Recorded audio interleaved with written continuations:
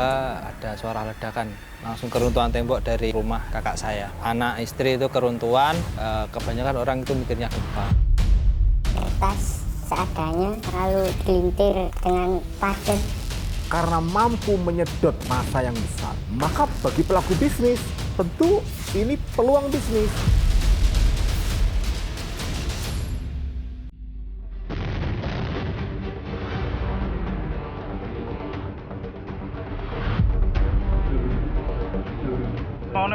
Mau omah iki suara banter kok kene asale. Minggu malam pukul 22.30 tanggal 19 Februari 2023 merupakan mimpi buruk bagi warga Dusun Sadeng, Kecamatan Ponggok, Kabupaten Blitar. Warga berhamburan keluar rumah setelah mendengar suara dentuman disertai getaran hebat. Ledakan terjadi di rumah Darman, salah satu warga penyimpan bahan peledak. Akibat ledakan ini, 4 orang meninggal dengan 20 potongan tubuh terpental sejauh 700 meter. Malam itu juga, petugas gabungan hingga tim Gegana Polda Jawa Timur dikerahkan untuk mengidentifikasi sumber ledakan. 4 orang meninggal di dalam rumah lokasi ledakan.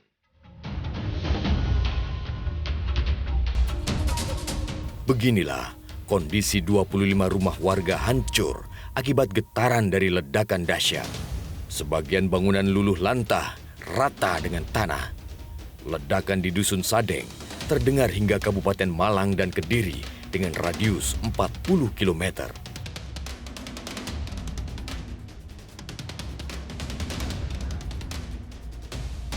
Getaran hebat dirasakan langsung oleh Tri Wahyudi. Rumahnya hanya berjarak 20 meter dari pusat ledakan. Rumah peninggalan dari sang ayah kini tidak dapat lagi ditinggali. Tiba-tiba ada suara ledakan itu, terus ada angin kayak hembusan angin gitu, lalu langsung mati lampu, langsung keruntuhan tembok dari rumah kakak saya. Jadi pusat ledakan rumah kakak saya, baru timurnya rumah saya. Jadi itu keruntuhan tembok dari rumah kakak saya itu nimpa ke kamar saya. Jadi anak istri itu keruntuhan, lalu saya selamatkan terlebih dahulu. Setelah itu saya keluar itu posisi waktu itu posisi semua orang itu pada linglung. Jadi nggak tahu apa yang terjadi. Kebanyakan orang itu mikirnya gempa. Seluruh genteng dan sebagian tembok runtuh. Akibatnya, istri dan anak yang berusia 4 bulan tertimbun dan berhasil diselamatkan pada malam itu juga. Jadi terkubur rata, jadi saya, istri sama anak. Jadi anak saya masih umur 4 bulan. Jadi waktu itu pas posisi mati lampu, itu saya waktu simpahin runtuhannya itu pakai tangan kiri saya giniin. Terus itu saya mau nyari anak saya, tapi itu nggak ada suaranya. Jadi anak saya itu pas keruntuhan tembok itu nggak ada suaranya, dia nggak nangis langsung. Jadi yang minta tolong itu istri saya. Jadi saya inisiatif buat mindahin batakonya itu dari kepala istri saya. Lalu anak saya baru mau nangis, lalu saya ini jadi ini luka ini waktu pas mindahin nyari anak di reruntuhan itu tembok itu mindah. Hasil analisis dari kepolisian menyebut di lokasi ditemukan bahan peledak. Olah TKP dilakukan untuk mendalami peran kelompok pembuat bahan petasan ini. Kepada realitas, polisi mengonfirmasi ledakan berasal dari rumah keluarga peracik bahan petasan. Tak hanya itu, kelompok kecil ini diketahui mempunyai riwayat pembuat petasan. Ya memang dugaan awal dari hasil investigasi tim itu dibayangkan ada 3 panci yang berisi black powder atau bahan untuk meracik petasan saat itu. Jadi memang tahun lalu pada saat menjelang bulan Ramadan atau pada saat puasa itu memang kita sudah sempat melakukan razia. Memang cukup banyak sekali. Itu ada ratusan yang kita amankan, kita sita saat itu. Cuma memang tidak ada stigma yang mengatakan kampung itu adalah kampung pengrajin itu. Nah ini tentunya mungkin memang ada, tapi mereka sembunyi-sembunyi, jadi tidak yang frontal seperti itu. Dari informasi di lapangan, Realitas mendapati jejak dan aktivitas Arifin di sekitar desa Tegal Bendo. Seminggu sebelum ledakan, Arifin bersama adiknya, Beni Widodo, menghaluskan bahan peledak berjenis potasium klorat di tempat penggilingan jagung. Tempat ini menjadi pilihan Arifin karena pemilik penggilingan tak paham tentang bahan peledak. Terlebih, lokasinya hanya berjarak 2 km dari rumah Arifin. Menurut Marsidi, Arifin dan Beni Widodo mengaku membawa pupuk cabai. Jumlahnya tak main-main, sebanyak 225 kg. Ya cuma saya disuruh giling, ya saya giling udah. Saya enggak tanya apa-apa. Ya cuma ya tanya buat apa, pupuk Lombok, ya udah lah. Gitu ya. Iya. Enggak pernah ngobrol-ngobrol, enggak pernah. 50, kedua 50, ketiga 50, dan keempat nih 75 kilo. Jadi 4 kali. Potasium klorat, aluminium powder, dan belerang ditemukan polisi dari reruntuhan rumah pusat ledakan. Jika temuan potasium klorat sebanyak 225 kg, maka asumsinya terdapat aluminium powder serta kandungan belerang dengan jumlah yang sama. Ini artinya terdapat 500 kg bahan peledak untuk memporak-porandakan 25 rumah di Dusun Sadeng. Rumah berjarak 20 meter dari pusat ledakan ini sudah hancur. Kemudian di jarak 50 meter dari pusat ledakan, kita juga bisa melihat rumah yang terkena dahsyatnya ledakan ini. Dampak yang diakibatkan juga rumah runtuh. Rumah ini jaraknya 70 meter dari rumah Darman, lokasi ledakan petasan di Blitar ini. Daya ledak bahan petasan di Blitar disinyalir melebihi tragedi bom Bali 2. Tak sembarangan orang untuk meracik bahan baku petasan hingga ratusan kilogram. Benarkah kampung petasan di Jawa Timur bermunculan saat Lebaran tiba?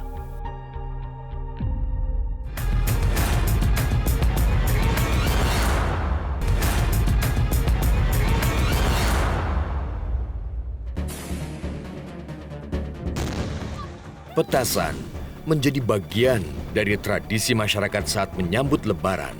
Begitu juga nama Dusun Sadeng saat mendekati bulan Ramadan. Informasi ini kami dapat dari Syafi'i, salah satu korban ledakan di Blitar. Atap rumahnya runtuh akibat getaran dahsyat.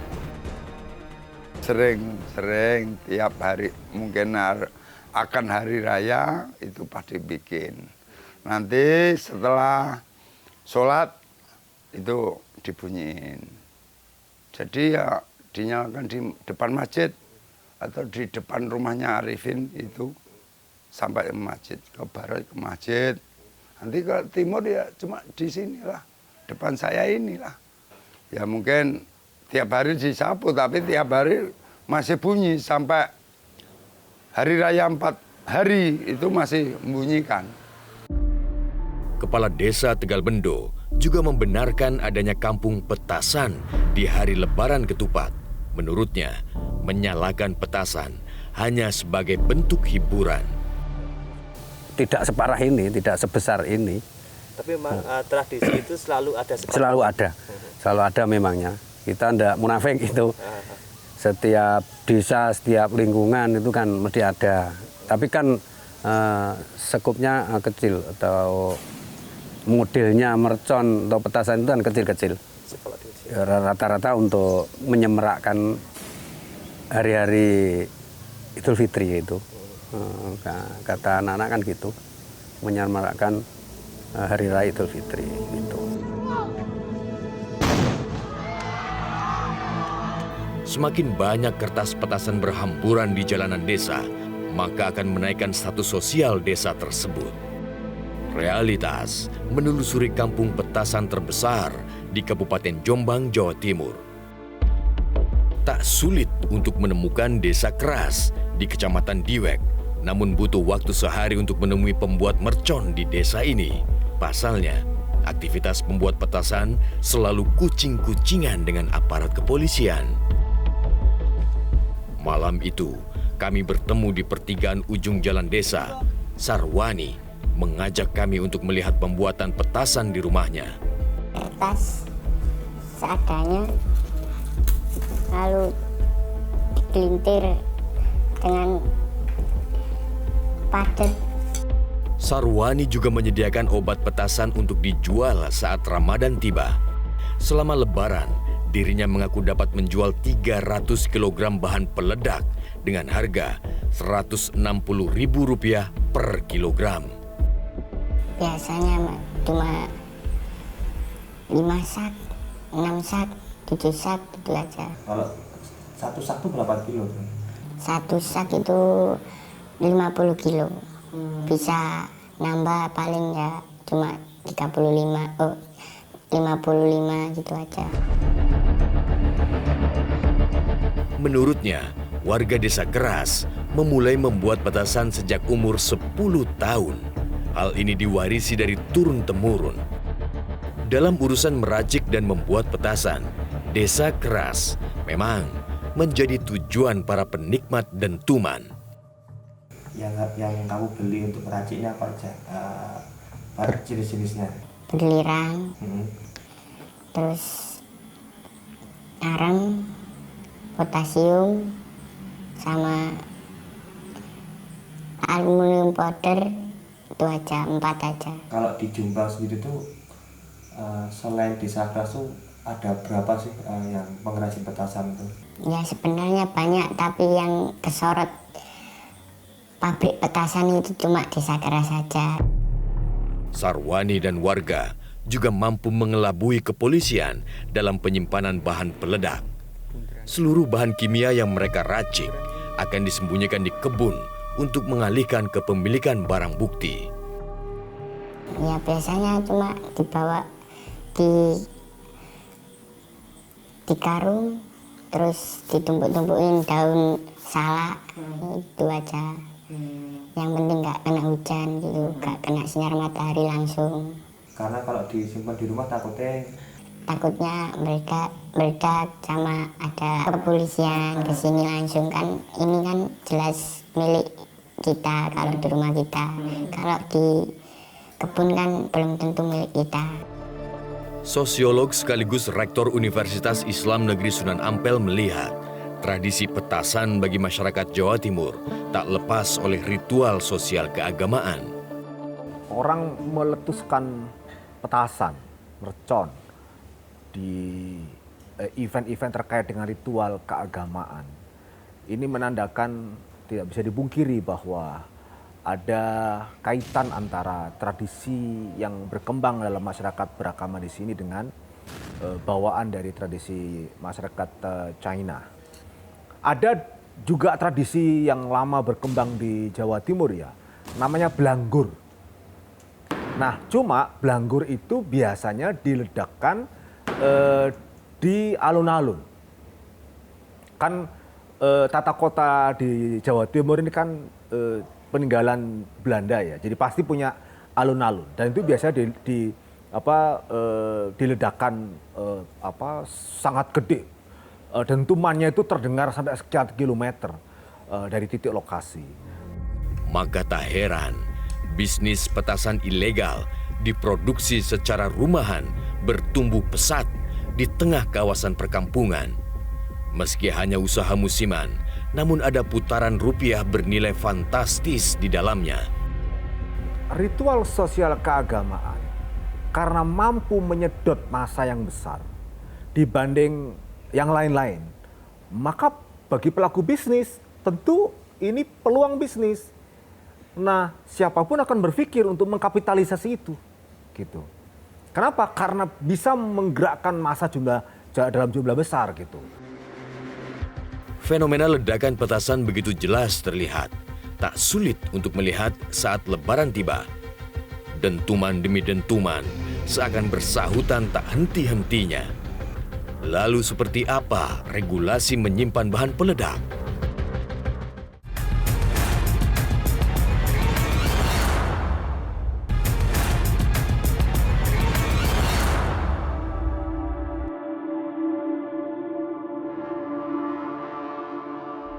Berdasarkan informasi, membuat bahan peledak untuk petasan tergolong sangat sederhana. Bahan bakunya dapat kita jumpai di pusat toko kimia. Realitas, menuju pusat bahan kimia di kawasan Tidar, Surabaya. Tujuan utama kami untuk membeli potasium klorat, aluminium powder, dan belerang.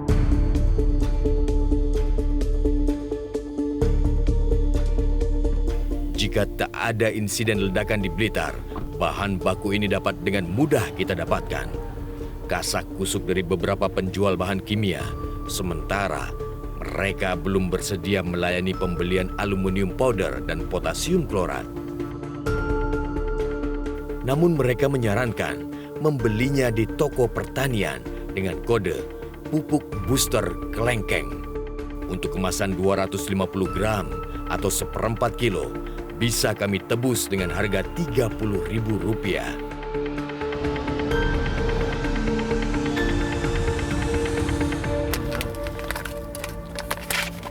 Inilah bahan yang bernama potasium klorat atau kalium klorat yang biasa digunakan untuk bahan baku pembuat petasan. Fungsi dari potasium ini adalah untuk meledakan. Nantinya percikannya dibuat memakai aluminium powder dan juga ditambah dengan sedikit belerang. Nah, barang-barang ini bisa dapat kita temui di toko-toko pertanian. Pengawasan bahan peledak sudah diatur dalam Peraturan Kapolri Nomor 17 Tahun 2017 tentang perizinan, pengamanan, dan pengendalian bahan peledak komersial. Bolak-balik dilaporkan dan diproses hukum, namun praktiknya tidak pupus juga. Masalahnya kemudian adalah bahan-bahan kimia itu yang bisa dipakai untuk memproduksi petasan, mercon, itu orang bisa mendapatkan dari banyak tempat. Karena memang aslinya bukan untuk itu gitu kan, untuk itu. Dan karena itu kemudian pergeseran ini harus dibaca, harus dipahami secara kritis oleh warga masyarakat secara keseluruhan supaya tradisi ini tidak menimbulkan musibah. Pasca ledakan Februari lalu, Polres Blitar Kota bahkan menyita 65 kg bahan petasan di awal April ini.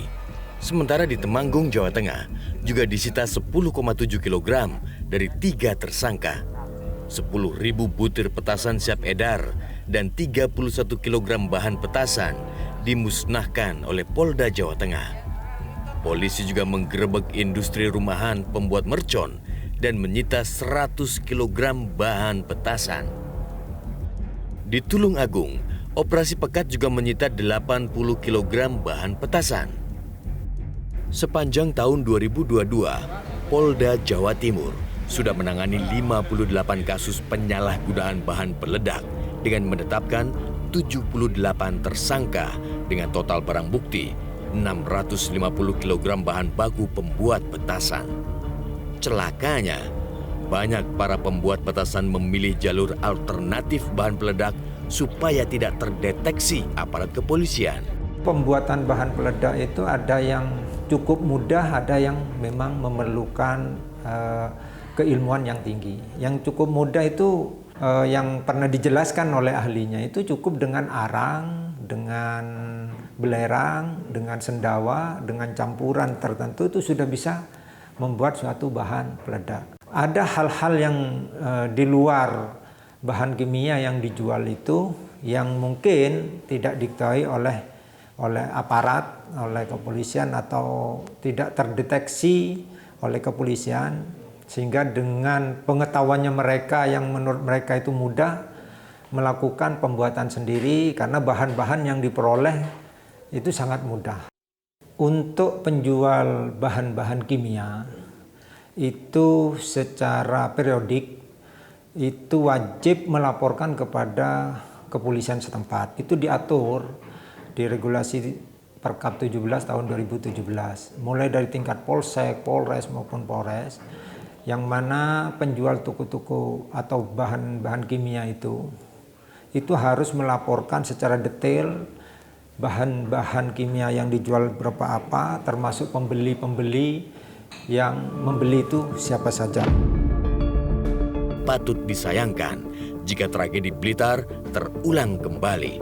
Kesadaran masyarakat dalam merayakan ritual sosial keagamaan harus sejalan dengan keselamatan jiwa. Jangan sampai gara-gara tradisi menyalakan petasan, bulan yang penuh berkah ini ternoda, apalagi berjatuhan korban akibat ledakan petasan. Metro TV